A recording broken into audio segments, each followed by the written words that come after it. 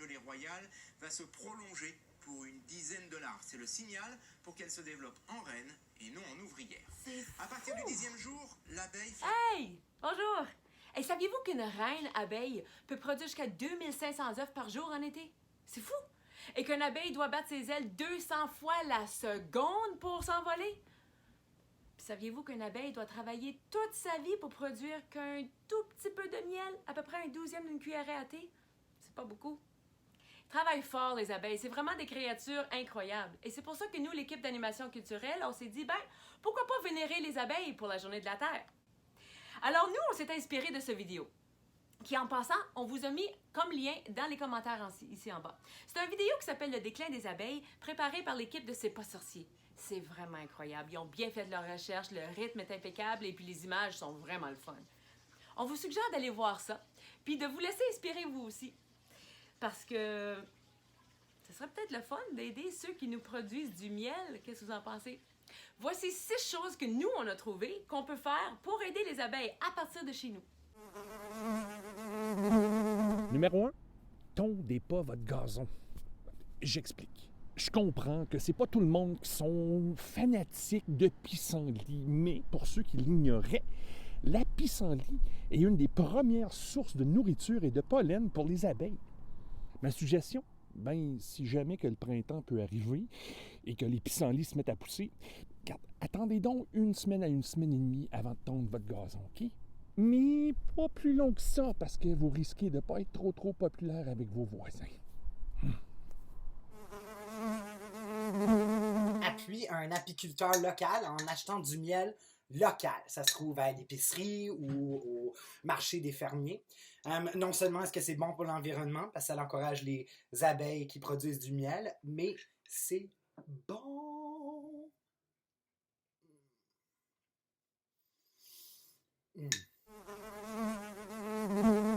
Ben oui, les abeilles aussi ont besoin d'eau, mais elles ne savent pas nager.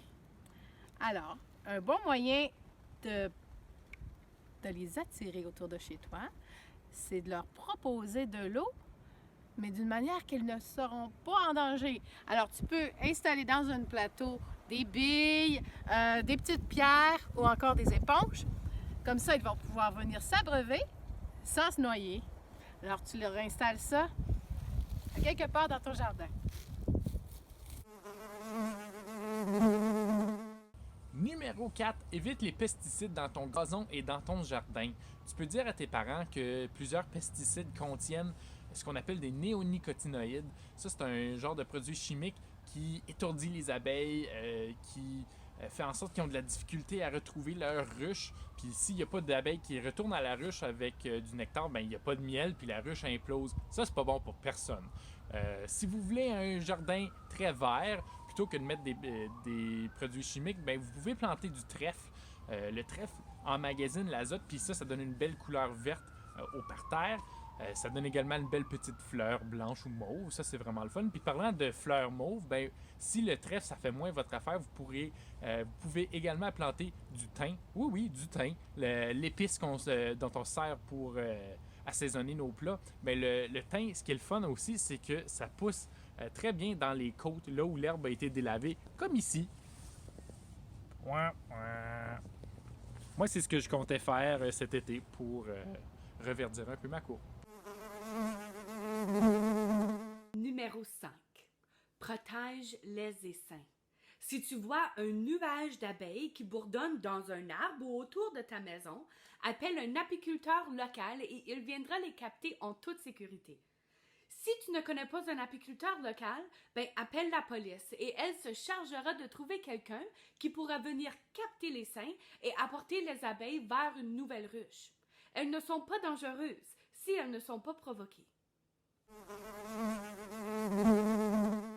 La dernière chose qu'on peut faire pour des abeilles, mais non les moindres, bien sûr, c'est de les nourrir. Alors, moi, je vais faire des bombes de semences. Je ne sais pas si vous avez déjà fait ça, mais c'est super simple. Allons-y. Il vous faut bien sûr des semences. Moi, j'ai des semences pour plusieurs genres de pollinisateurs. Alors, j'en ai qui vont aider les papillons.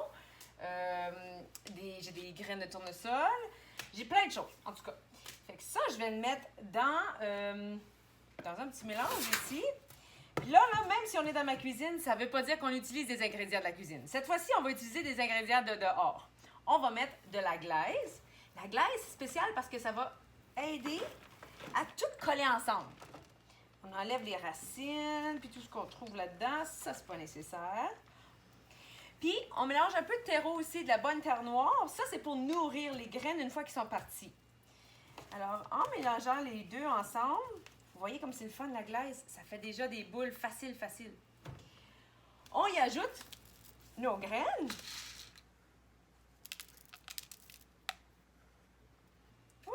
Et on mélange le tout. Comme ça, ce qui arrive, c'est que les semences ou les graines, ils vont avoir tout ce qu'ils ont besoin pour germer. La glaise va tenir l'humidité, tandis que la terre noire, elle va servir comme nutriment pour les semences une fois qu'elles sont bien parties. Alors voilà, une fois que c'est fait, tu mélanges le tout comme ça avec tes mains, juste parce que c'est plus le fun. Et tu fais des belles petites boules. Tu les laisses sécher.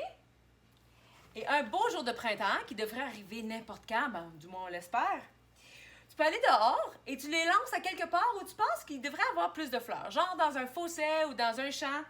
Pas dans la cour du voisin parce qu'il va finir par tondre son gazon de toute façon, fait que tu vas perdre tes semences. Mais voilà, c'est ce que ça donne.